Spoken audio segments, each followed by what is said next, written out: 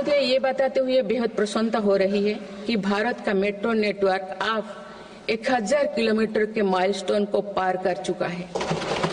भारत अब metro network के मामले में दुनिया का तीसरा सबसे बड़ा देश बन गया है। लगभग 8000 करोड़ रुपया के खर्च से देश में 52,000 इलेक्ट्रिक बस चलाने का भी निर्णय हुआ है। इससे शहरी इलाका में सुगम और स्वच्छ यातायात की सुविधा मिलेगी और अनेक लोगों को रोजगार भी मिलेगा। आसान कनेक्टिविटी और अर्बन टूरिज्म को बढ़ावा देने के लिए देश में 15 रोपवे प्रोजेक्ट्स की योजना पर भी काम हो रहा है। माननीय सदस्यगण, मेरी सरकार बहुआयामी एवं समरस सर्वस्पर्शी विकास की नीतियों पर काम करती आई है। इसीलिए मेरी सरकार ने जितना बल फिजिकल इंफ्रास्ट्रक्चर पर दिया है, उतने ही सौगन प्रयास सोशल इंफ्रास्ट्रक्चर क्रांति के लिए भी किए हैं। समाज के हर वर्ग तक सस्ती, सुलभ और गुणवत्तापूर्ण स्वास्थ्य सेवाएं पहुंचे, ये मेरी सरकार की प्राथमिकता है। अस्पताल, इलाज और सेवा की व्यवस्था के कारण एक सामान्य परिवार में स्वास्थ्य पर होने वाला खर्च निरंतर कम हो रहा है। देश में नागरिकों तक बेहतर स्वास्थ्य सेवाएं पहुंचाने के लिए 1,75,000 आयुष्मान आरोग्य मंदिर बने हैं।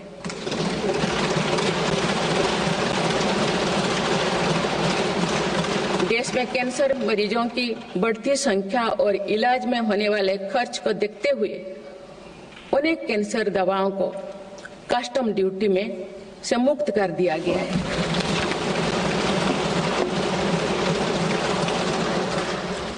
सर्वाइकल कैंसर के लिए अब तक लगभग 9 करोड़ महिलाओं की स्क्रीनिंग की जा चुकी है। मेरी सरकार के प्रयास से दिमागी बुखार से लड़ने में देश को काफी सफलता मिली है। इससे होने वाले मृत्यु दर अब घटकर 6% रह गए। राष्ट्रीय टीबी उन्मूलन कार्यक्रम के अंतर्गत टीबी के मरीजों की संख्या भी घटी है। मेरी सभी देशवासियों और माननीय सांसदों से आग्रह है कि हम सब मिलकर टीबी मुक्त भारत के अभियान को सफल बनाने में अपना योगदान दें। भारत में मातृ मृत्यु दर और शिशु मृत्यु दर में भी व्यापक सुधार हुआ है। गर्भवती महिलाओं और बच्चों के टीकाकरण कार्यक्रम की सही ट्रैकिंग रखने के लिए यूइन पोर्टल लॉन्च किया गया है। इस पोर्टल पर अब तक लगभग 30 करोड़ वैक्सीन खुराक दर्ज हो चुका है। टेलीमेडिसिन के माध्यम से 30 करोड़ से अधिक टेली कंसल्टेशन से नागरिकों को स्वास्थ्य लाभ मिला है। सरकार अगले 5 सालों में देश के मेडिकल कॉलेजों में 75,000 नई सीटों के सृजन के लिए भी काम कर रही है। सरकार हेल्थ इंफ्रास्ट्रक्चर और मेडिकल इक्विपमेंट मैन्युफैक्चरिंग को बढ़ावा दे रही है। देश में नई बल्क ड्रग और मेडिकल डिवाइसेस के पार्क भी बनाया जा रहा है। हमने रोजगार के अनेक नए अवसर उपलब्ध हो रहा है। माननीय सदस्यगण, भारत में आधुनिक और आत्मनिर्भर कृषि व्यवस्था हमारा लक्ष्य है। मेरी सरकार किसानों को फसलों का उचित दाम दिलाने और उनकी आय बढ़ाने के लिए समर्पित भाव से काम कर रही है।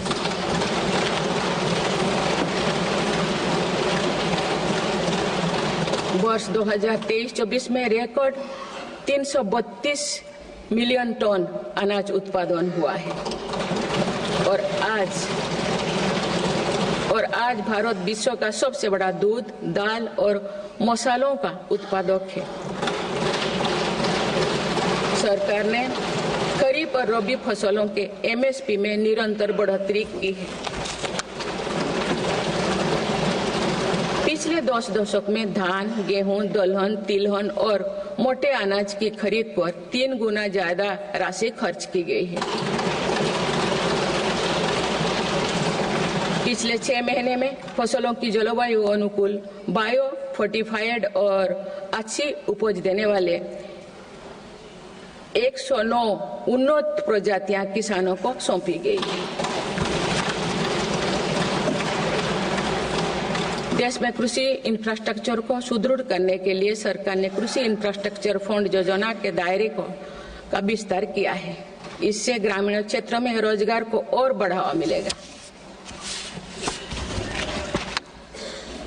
देश में तिलहन उत्पादन को बढ़ावा देने और खाद्य तेलों में आत्मनिर्भरता प्राप्त करने के उद्देश्य से national mission on oil seeds को स्वीकृति दी गई है। प्राकृतिक खेती को बढ़ावा देने के लिए भी राष्ट्रीय मिशन चलाया जा रहा है। इस वर्ष की शुरुआत में ही किसानों को सस्ती दरों में डीएपी की उपलब्धता सुनिश्चित करने के लिए विशेष पैकेज की अवधि की बढ़ाया गया है। मत्स्य पालन को बढ़ावा देने के लिए 11 एकीकृत एक्वा पार्क की स्थापना की गई है। माननीय सदस्यगण, कुछ सप्ताह पूर्व ही भारत मौसम विज्ञान विभाग के 150 साल पूरी हुई है। वेदर रेडी और क्लाइमेट स्मार्ट भारत के लिए मेरी सरकार ने 2000 करोड़ रुपए की लागत से मिशन मौसम प्रारंभ किया है, जिसका लाभ हमारे किसानों को भी मिलेगा। बाबा साहेब आम्बेडकर के विजन पर चलते हुए देश के सूखाग्रस्त इलाकों में सिंचाई और पीने के पानी उपलब्ध कराने के लिए मेरी सरकार ने 2 ऐतिहासिक रिवर इंटरलिंकिंग परियोजनाओं पर काम आगे बढ़ाया है। 40,000 करोड़ रुपये से अधिक लागत की इन बेतवा लिंक परियोजना में मध्य प्रदेश और उत्तर प्रदेश के लाखों ग्रामीण भाई बहन का लाभ मिलेगा।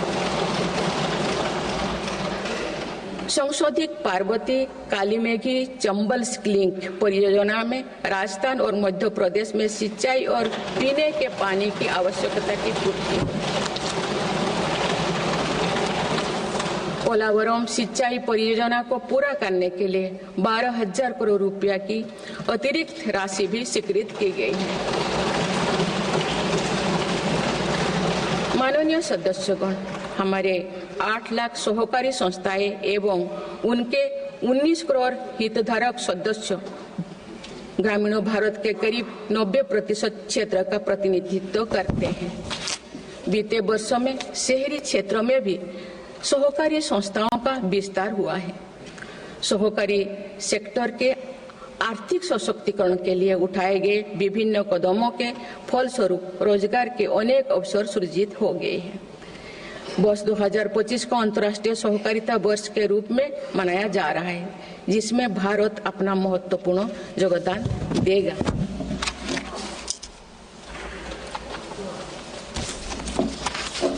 माननीय सदस्यगण, हम जब राष्ट्र के विकास और उपलब्धियों की चर्चा करते हैं तो वास्तव में हम राष्ट्र के नागरिकों की क्षमता एवं उपलब्धियों का ही उल्लेख कर रहे होते हैं। आज देश के विकास में सबका साथ है, इसीलिए हम देश के सही सामर्थ्यों का अनुभव कर पा रहे हैं। मेरी सरकार के प्रयासों का सबसे अधिक लाभ देश के दलित, वंचित और आदिवासी समाज को मिल रहा है।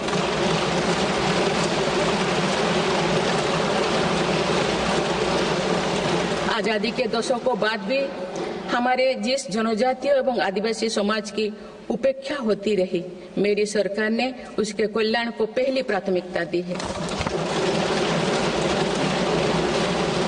धरती आबा जनजातीय ग्राम उत्कर्ष अभियान और पीएम जनमन योजना इसका प्रत्यक्ष उदाहरण है। देश भर में स्थापित 470 से अधिक एकलव्य मॉडल आवासीय विद्यालय के माध्यम से लगभग 1.25 लाख आदिवासी बच्चों को स्कूली शिक्षा दी जा रही है।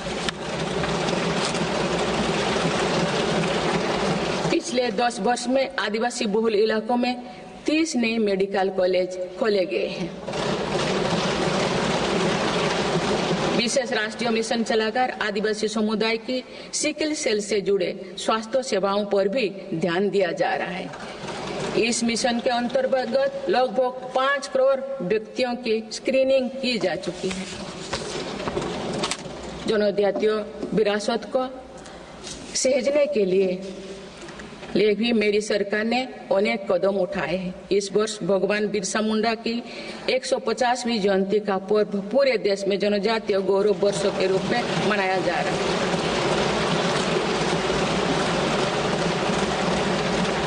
माननीय सदस्यगण, विकसित भारत की एक महत्वपूर्ण कसौटी देश का संतुलित विकास है। किसी क्षेत्रों में ये भावना नहीं होनी चाहिए कि वे विकास में पीछे छूट गए हैं। मेरी सरकार ने नॉर्थ ईस्ट के लोगों की इन्हीं भावनाओं को समझा, उनके दिल से दूरियों का भाव समाप्त किया।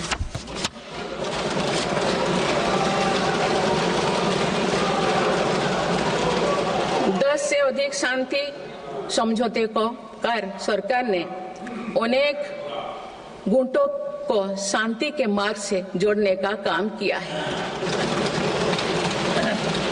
पूरा देश नॉर्थ ईस्ट के 8 राज्यों की संभावनाओं को देख सके, इस दिशा में पहले अष्टलक्ष्मी महोत्सव का आयोजन किया गया है।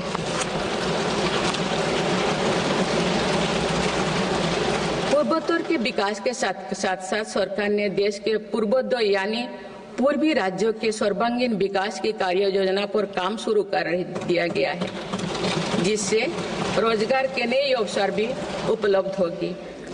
अंडमान निकोबार एवं लक्षद्वीप में विकास की कई परियोजनाएं प्रारंभ कर उन्हें राष्ट्र की विकास यात्रा में महत्वपूर्ण स्थान दिया गया है। अनुच्छेद 370 हटाने के बाद जम्मू कश्मीर में विकास का एक नया वातावरण बना है।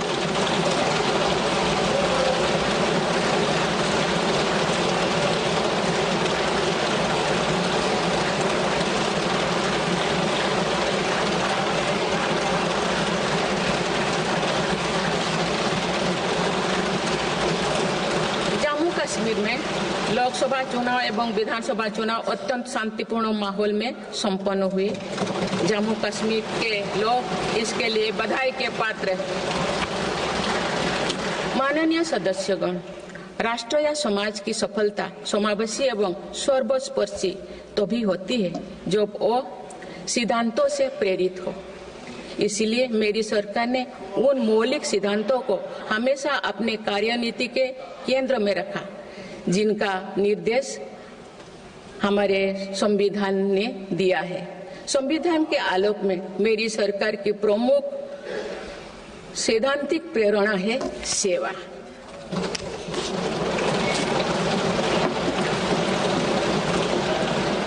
मेरी सरकार मानती है कि 140 करोड़ देशवासियों की सेवा ही सरकार का प्रमुख कर्तव्य है। इस दिशा में सरकार पूरी संवेदनशीलता से काम कर रही है। समाज के पिछड़े वर्ग और सफाई कर्मचारियों को आसान लोन मुहैया कराने के लिए पीएम सूरज योजना का विस्तार किया गया है। सरकारी योजनाओं का लाभ दिव्यांगजनों तक पहुंचाने के लिए 1 करोड़ से अधिक दिव्यांग पहचान पत्र जारी किए गए हैं। स्वच्छता सैनिकों के लिए चलाई जा रही नमस्ते योजना का विस्तार कर अब स्वच्छता का बीड़ा उठाने वाले भाई बहनों को भी इसमें शामिल किया गया है। विकसित भारत की यात्रा में कोई भी छूटने ना पाए, इस ध्येय के अनुरूप मेरी सरकार सैचुरेशन अप्रोच के साथ काम कर रही है। माननीय सदस्यगण, बीता दशक भारत की सांस्कृतिक चेतना के पुनः जागरण का दशक रहा है।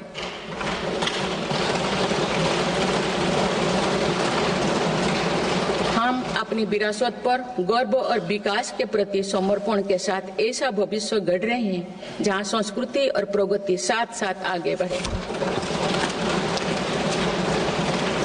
इस वर्ष हम डॉक्टर श्यामा प्रसाद मुखर्जी की 125वीं जयंती मनाए हैं।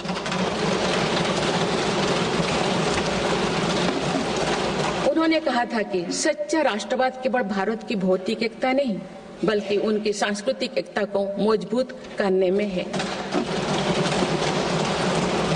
इसी कड़ी में भगवान महावीर का 2550वें निर्माण महोत्सव श्रद्धापूर्वक मनाया गया है। देश ने उत्साह से संत मीराबाई की 525वीं जयंती भी मनाई। महाकवि संत तरुवल्लभ की स्मृति में कई देशों में सांस्कृतिक केंद्र स्थापित किए जा रहे हैं। मेरी सरकार काशी तमिल संगमम, काशी तेलुगु संगमम, सौराष्ट्र तमिल संगमम जैसे सांस्कृतिक आयोजन करके देश की एकता को बढ़ावा दे रहे हैं। माननीय सदस्यगण, हमारी पांडुलिपियां यहाँ हमारी धरोहर है।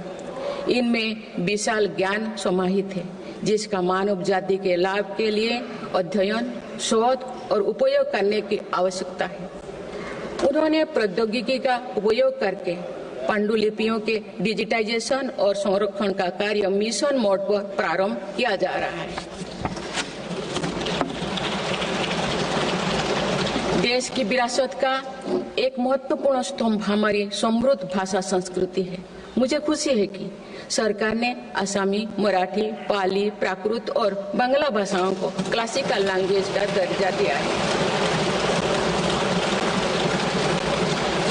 भारत की सभी भाषाओं में सरलता से संवाद के लिए एआई की सहायता से भाषिणी प्लेटफॉर्म का देशवासी व्यापक उपयोग कर रहे हैं। माननीय सदस्यगण, मेरी सरकार के प्रयासों से आज विश्व के सांस्कृतिक मंच पर भारत ने ग्लोबल लीडर की पहचान बनाई है।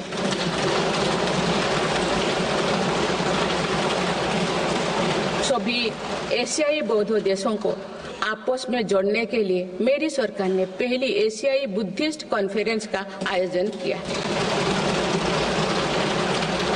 पिछले वर्ष वर्ल्ड हेरिटेज कमेटी की बैठक का आयोजन भी भारत में हुआ, जिसमें 140 देशों ने भाग लिया। अंतर्राष्ट्रीय योग दिवस के माध्यम से पूरा विश्व आज भारत की योग परंपरा को अंगीकार कर रहा है। माननीय सदस्यगण, प्रगति की भव्य इमारत को नई बुलंदियों तक ले जाने के लिए मजबूत स्तंभों की जरूरत होती है।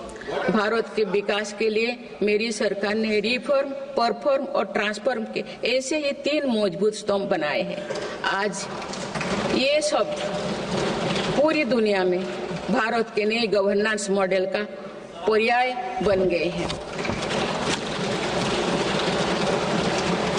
सरकार ने संविधान के लागू होने से पहले बने कानूनों की विस्तृत समीक्षा की है। कई कानूनों को निरस्त या संशोधन किया जा रहा है ताकि पूरा तंत्र वर्तमान सामाजिक और आर्थिक चुनौतियों का सामना कर सके।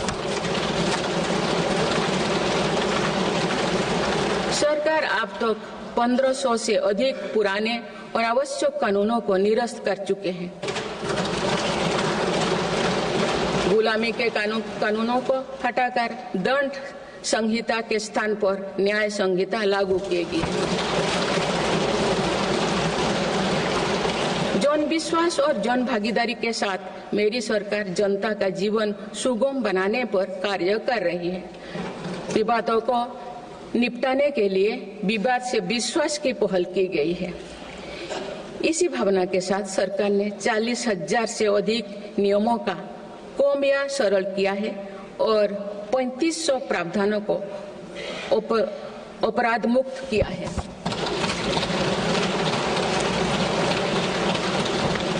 मेरी सरकार ने देश के अत्यंत पिछड़े इलाकों में आकांक्षी जिला कार्यक्रम प्रारंभ कर सुशासन का एक अनूठा प्रयोग किया है। इस कार्यक्रम से इन जिलों में स्वास्थ्य, पोषण, कृषि, सामाजिक विकास और शिक्षा जैसे विभिन्न मापदंडों में उल्लेखनीय प्रगति हुई। यूएनडीपी की एक रिपोर्ट में इस पहल की बहुत सराहना की गई है। इस सफलता से प्रेरित होकर अब देश के 500 आकांक्षा ब्लॉक में भी समग्र विकास हेतु अभियान प्रारंभ किया गया है।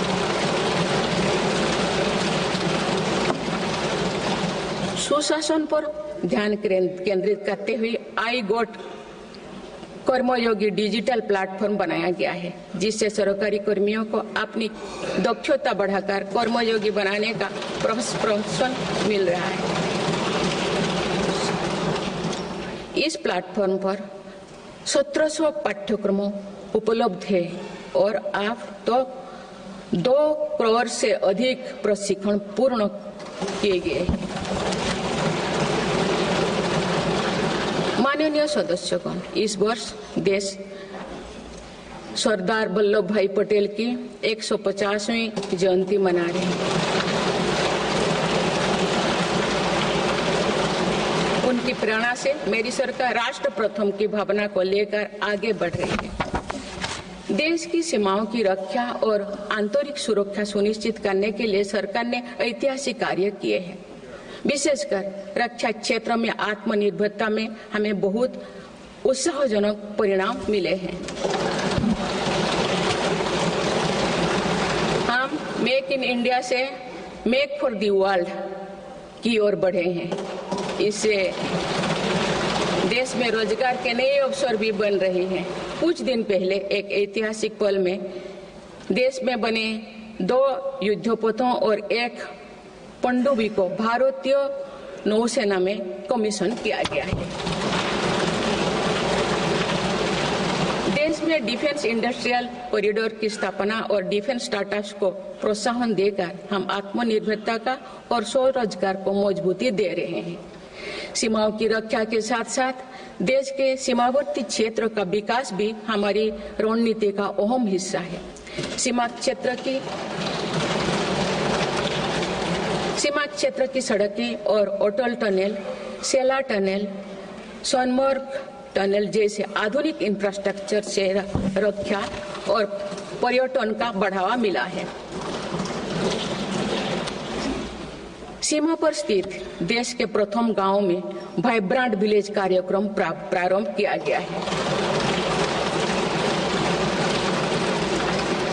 वामपंथी उग्रवाद को समाप्त करने के लिए के अंतिम चरण की भी शुरुआत हो चुकी है। सरकार के प्रयासों से वामपंथी उग्रवाद प्रभावित जिलों की संख्या 126 से घटकर अब 38 तक आ गए। माननीय सदस्यगण,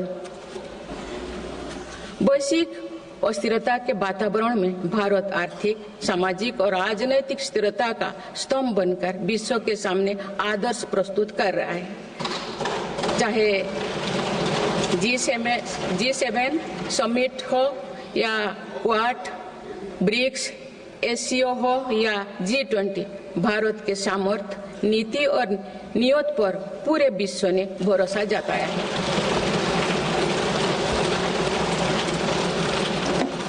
आज बड़े से बड़े वैश्विक मंच पर भी भारत अपने हितों को मजबूत के साथ आगे रखता है। G20 का सफल आयोजन और दिल्ली डिक्लेरेशन इसका उदाहरण है। तीसरी global south summit, Bharat Asian summit और भारत करिकम समिट में हमने ग्लोबल साउथ से जुड़े विषयों को अभिव्यक्ति दी। हमने समिट ऑफ द फ्यूचर में भारत का विजन ऑफ फ्यूचर रखा है।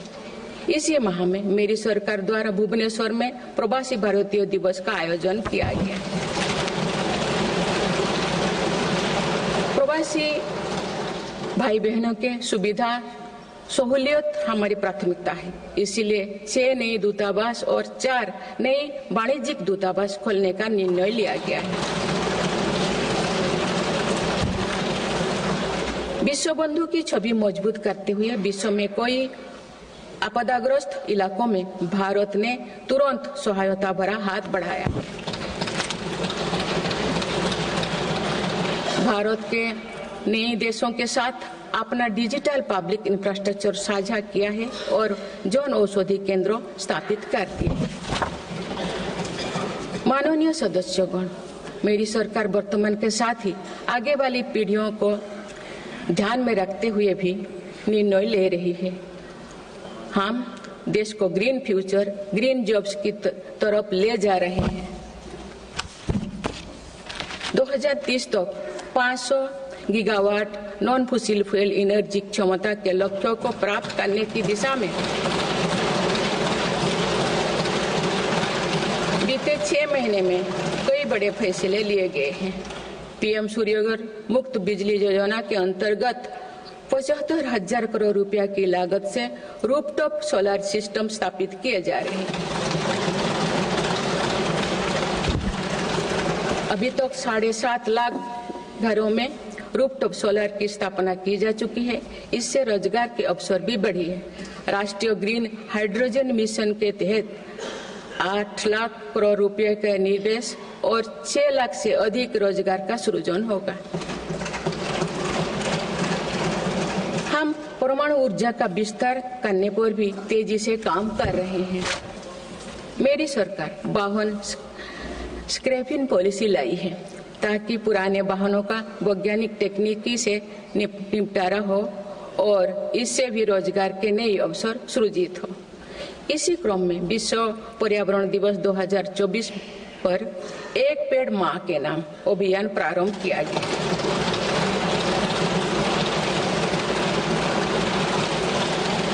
इस पहल में करोड़ों देशवासियों ने बढ़ चढ़कर हिस्सा लिया है।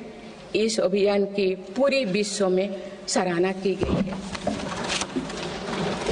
माननीय सदस्यगण, हमारे भारत 140 करोड़ आबादी वाला देश है। हमारे यहाँ भिन्न भिन्न राज्य, भिन्न भिन्न क्षेत्र, भिन्न भिन्न भाषाएं हैं, परंतु एक राष्ट्र के रूप में हमारी एक ही पहचान है, वो है भारत।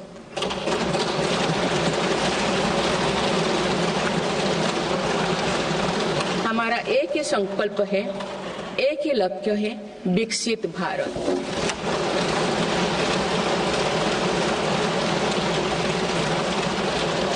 आने वाले वर्षों में देश को विकसित राष्ट्र बनाने के लिए हम सभी दृढ़ संकल्पित ले।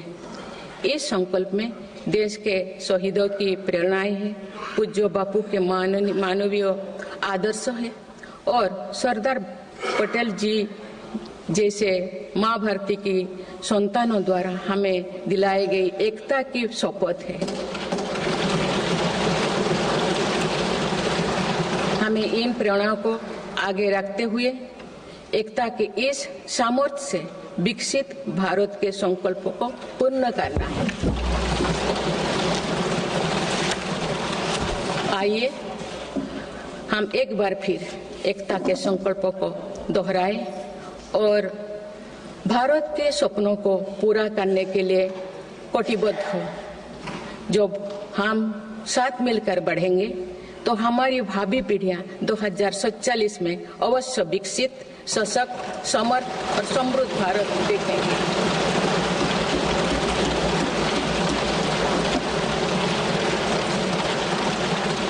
आप सभी को बहुत बहुत शुभकामनाएं। धन्यवाद। जय हिंद, जय भारत।